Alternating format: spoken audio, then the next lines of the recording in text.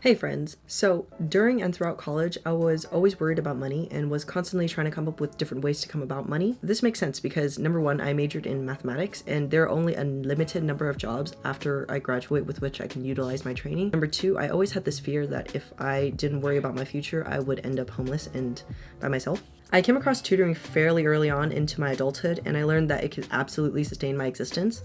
And yours too, and it could even be a lucrative business if you want it to be. And so in this video, I'm hoping to share with you the story of how I got started in tutoring and share some tips with you to help you get started.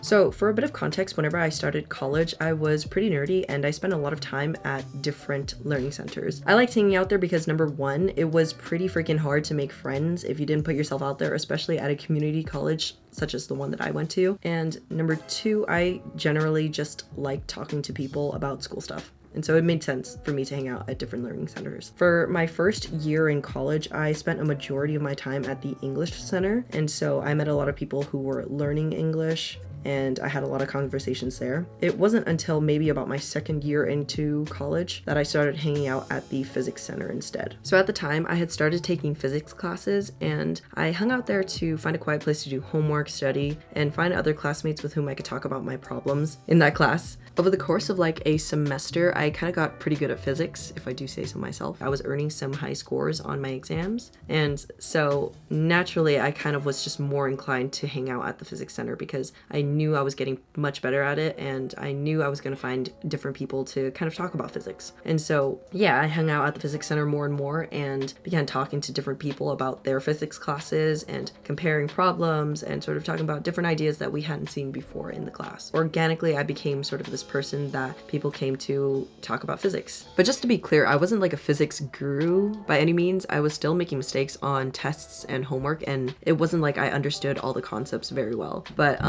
I did understand a good part of it, and by sort of spending a lot of time at the physics center, I came into contact with like a lot of different people who was, they were going through the same problems that I was going through, and I would sort of sit down and sit through with them like these problems, and at the end we came up with really nice solutions and we learned a lot. And this brings me to my first tip in starting out in tutoring, which is to start out by offering your services for free. Now this is beneficial for several different reasons. Number one is that you get to practice talking about something to another person and kind of get a feel for whether verbalizing your thoughts and verbalizing different concepts to another person is something that you like. And this is useful so that you don't actually just buy a bunch of gear and like advertise your tutoring and then find out like 2 months later that you don't like tutoring. So if you offer your services for free, there really is no risk to either party. You as the tutor doing this for free can kind of just freely talk about this one topic to another person, and that other person, if they don't really like the service, well, they're not going to get mad at you. I always say that it's best to give something a try before you go all out and buy expensive gear or dedicate a huge amount of time, effort, and money into something. It just makes the entire experience feel a lot less forced, and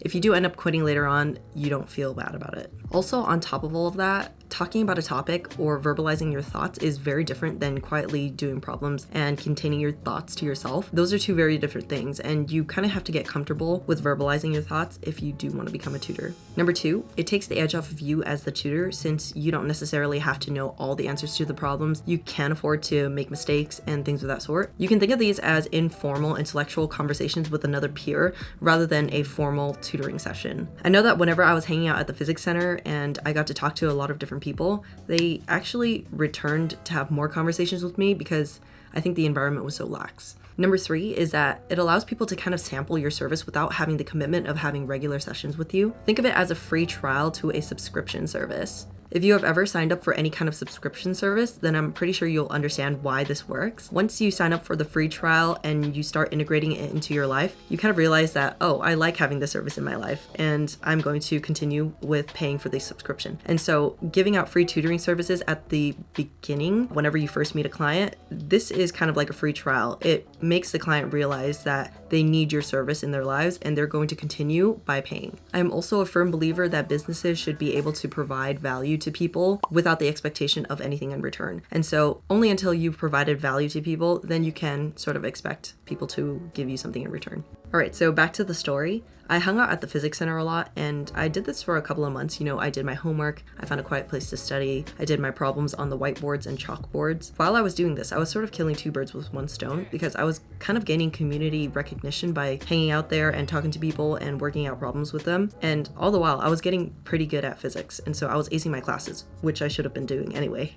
So kids, it helps to study. Closer towards the end of the semester, one of the physics professors approached me and sort of handed me this form to fill out, and what she was basically asking me was whether or not I'd like to be a physics tutor. A lot of thoughts crossed my mind, mainly those surrounding, self-doubt, imposter syndrome, and anxiety about my capabilities as a physics tutor. However, and I tend to do this a lot whenever opportunities that scare me approach me, I ask myself whether future Terri would be happier having done the tutoring thing or not done the tutoring thing. The obvious answer is that I should do the thing, and so even if it's the path towards greatest resistance, it was the thing that I knew I needed to do. I needed to do tutoring because it was just something that I'm good at, and it was just like this initial fear that I had to jump over and handle. So I applied and I did that tutoring thing for a year before moving on to do other tutoring things. More on that in later videos. And this brings me to my second tip, which is to gain a reasonable amount of knowledge about a topic that you like. So what do I mean by a reasonable amount of knowledge? The metric that I use to determine whether or not I've gained a reasonable amount of knowledge about a topic is I ask myself, can I confidently ace a class surrounding this topic? And if the answer is no, then I obviously should not tutor anyone about it because that's just really wrong, and it's terrible to invoice for a bad conversation about something that you're not really knowledgeable about. But if the answer is yes, and I do know a reasonable amount of knowledge about this certain topic and can confidently ace a class in this course right now, then I go ahead and do the thing. Now this makes it easier for you since it is a topic that you like, and I can't imagine it being so gruesomely difficult to find and learn a good amount of knowledge about that topic. Your learning and your research is naturally driven by a curiosity about that topic, and so it won't necessarily feel like work. It's pretty easy to tell when someone is enthusiastic about something, and so it just makes you that much more of an effective tutor and that much more engaging whenever you speak about something that you like. Something I want to mention is that you don't necessarily need to be an expert on this topic, you just have to be maybe a year or two ahead of your student's level. Think of yourself as a guide rather than a guru. There's definitely value in learning from renowned professors and Nobel Prize winners. They have won those awards and they're renowned for a certain reason. However, there is also a great advantage to tutoring students who are just a year or two behind you. This is because you're not too far detached from the struggles that they are currently experiencing. An expert who is extremely knowledgeable about a certain topic might have either forgotten what it feels like to learn all this material from scratch from the very base, and they wouldn't be able to remedy, particular struggles that a student might have. Whereas if you're not too much of an expert, then it becomes sort of easy because you can still remember what it was like to see this material for the first time around, and you can kind of remedy their struggles a little bit more easily. When I was a student in college, I often found it really useful to talk to students who were a year or two ahead of me, or I even found it useful whenever I spoke to students who had just taken the class that I'm about to take, and that's because they had just taken it, and so their memory is really fresh. All the material is really fresh in their minds, and they can kind of anticipate what kind of struggles that I will experience in that class because they had just experience those. You don't need to be an expert, you just need to know maybe a step or two ahead of your student's level. Okay, so that was tip number 2. Let's rewind a little bit and go back to the story. So I was working as a physics tutor at my college for about 6 months before branching out and applying to other tutoring positions with private companies. I applied to a few, and there was a mathnasium that was really close by to my university, and so it was out of convenience that I chose to work for mathnasium. When I started working at mathnasium, I was then tutoring at 2 different places. So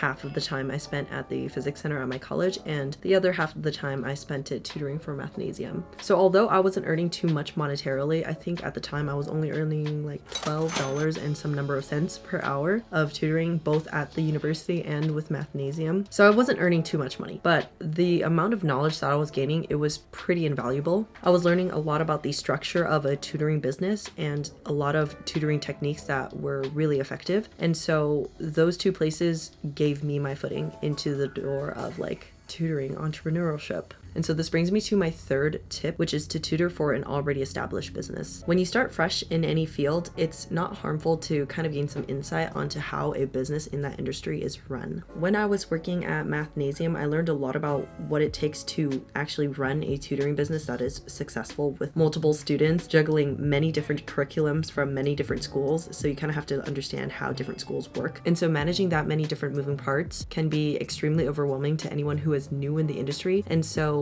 being in this type of a situation, working under someone else, kind of exposes you to that kind of environment, and over time you'll be much better at like managing your own clients and things of that sort. I also learned effective and efficient tutoring techniques because of all the practice that I got tutoring at 2 different places. I remember a quote from one of the shows that I used to watch as a kid growing up. I think it was Criminal Minds. And the quote said that brilliance is work, hours upon hours of work. And I agree with this so tremendously because I've been at the game for 4 years now. And so setting up a tutoring session with a new client is basically second nature now. But it wasn't always like this because whenever I started out, I would get really nervous before a tutoring session. I would have to prepare a lot before I would go in. I would have to read up a lot before I am comfortable talking about a topic for an hour long or however many hours long my sessions are. And so yeah, at the beginning it was new and challenging, as it should be with all new things. But over time, you kind of gain this confidence, you kind of gain competence as well. So when in doubt, see how others are doing it and sort of learn from their ways and apply it to your own way of running your business. There are reasons why they are successful businesses, and it's good to kind of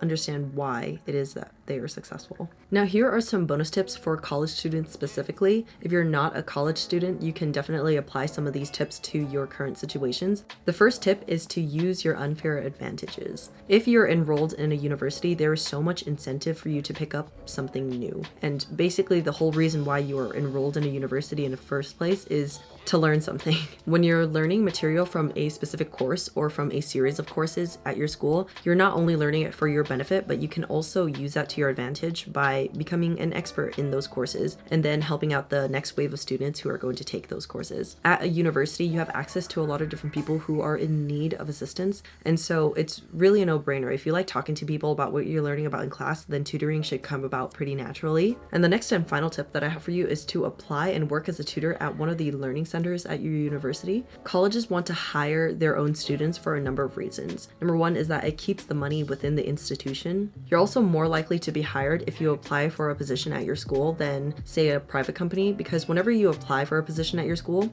then you're only competing with however many students at your school is applying to that job. Whereas if you apply to a private company, say Mathnasium, then you're competing with a pool of applicants that can be from anywhere. And so those are my 3 tips for getting started in tutoring, plus the few for college students if you are interested and are a college student. Really, anyone can get started in tutoring, and if you have a passion for effective instruction, then I really hope that you give tutoring a try. If you found this video useful, I urge you to subscribe for future videos where I talk about how I started my own tutoring business, some effective tutoring tips, and things of that nature. But for now, that is all that I have for you. Until next time, my friends, I'll see you in the next video. Bye.